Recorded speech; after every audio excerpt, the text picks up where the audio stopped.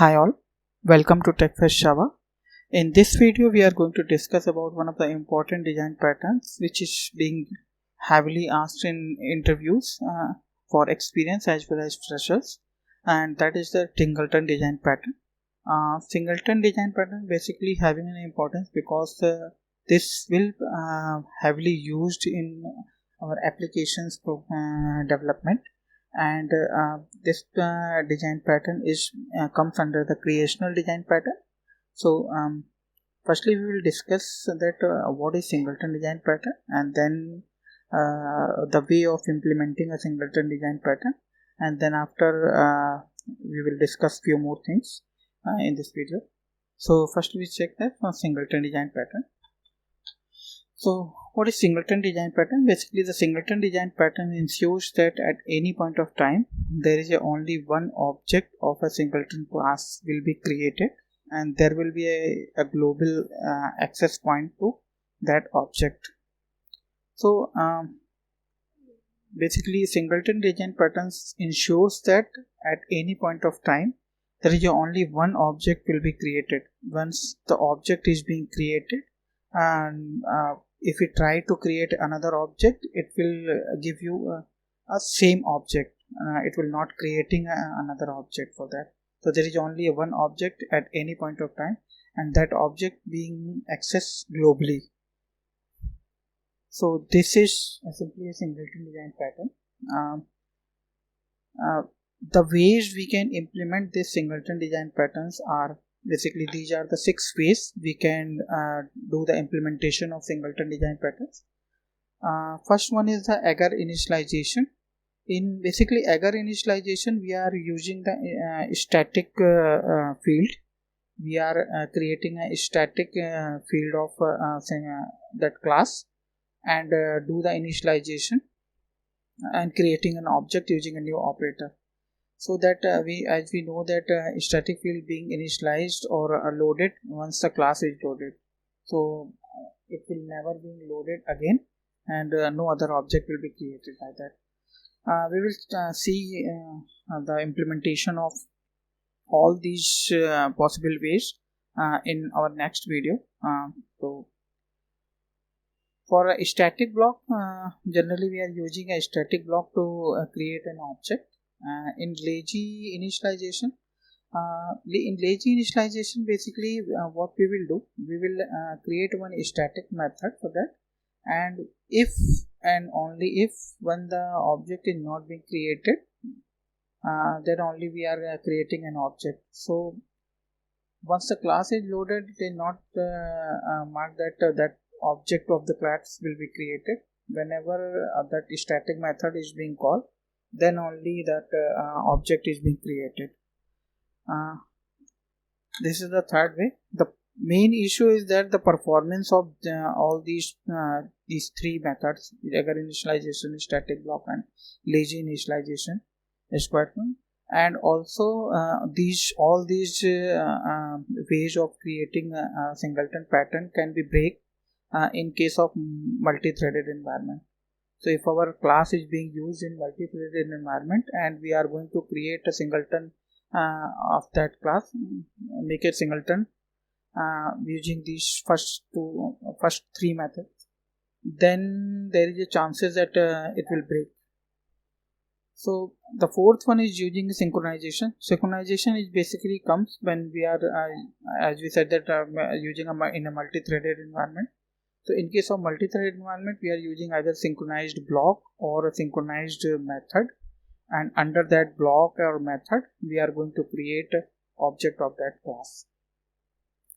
Then there is also a possibility in concurrent threading, concurrent processing, where 2 threads simultaneously execute a particular block of code.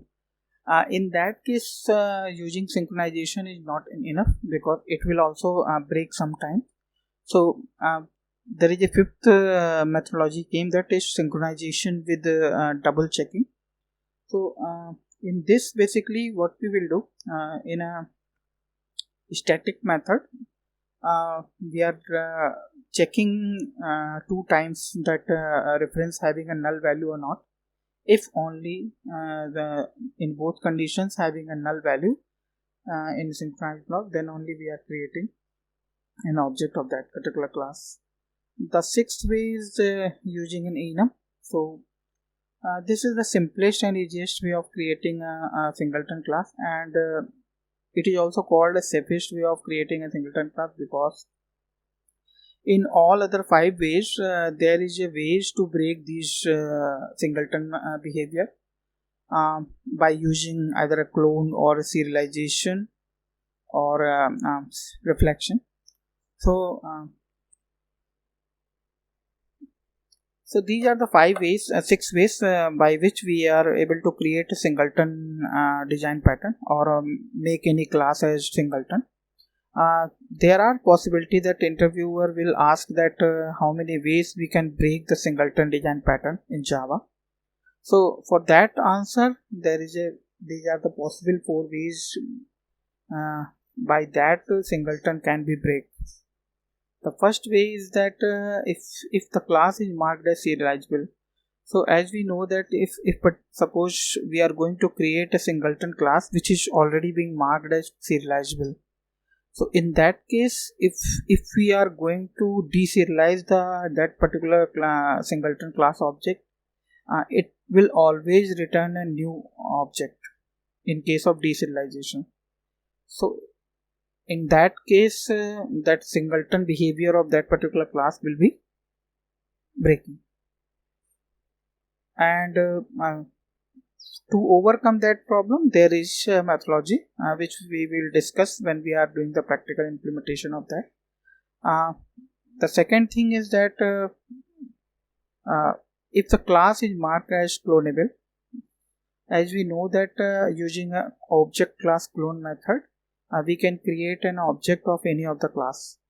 So if our singleton class is already marked as clonable, in that case, using a clone method, we are able to create the copy of that object, which is basically a new object.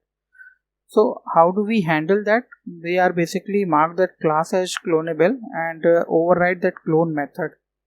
And in overriding a clone method, we can generally throw an exception like clone not supported or something. So by that we can easily protect our singleton behavior in case of clonable. The third way is using a reflection. This is the most toughest way. We can say that by using reflection, easily it can be break. So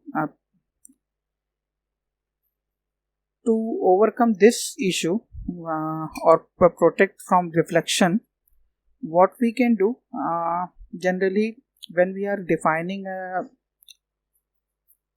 no argument constructor of that particular class, we can check in that if variable itself being initialized, then we can return or throw an exception because it is being already initialized. And if in case it is not, if it is a null class reference is null, in that case the program runs successfully, else it will throw an exception in case of reflection. As we know that reflection uses the no argument constructor of that class to create an object. So that way we can protect our class. We can all see that when we do the implementation of all these, we can discuss in a broader level. The fourth way is that using multiple class loader used to load that class. So we know that in Java there is a multiple class loaders exist, and each class can be loaded by a multiple class loader at some extent. So if our singleton class is being loaded by a multiple class loaders at the same time, because in a huge or a multitasking environment, there is a possibility that multiple JVMs will work. So in that case, if this singleton class will be loaded by two different class loaders, in that case they will create their own copy of a singleton class object. So in that case also the singleton behavior of that class will be breaking. So these are the 4 ways by which any of the singleton class can be break their behavior. So that is also very important question, important topic in terms of interview, because the interviewer generally asks that how many ways we can break the singleton behavior of that particular class or singleton class.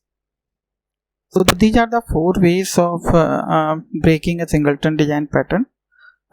In next video we will discuss the implementation of all the ways of making a singleton class, and also we will check that all these 4 ways practically we are how these particular 4 ways we can break the singleton behavior. So that's it for this video. Please watch the next video of this series for the implementation of singleton design pattern. Thank you for watching.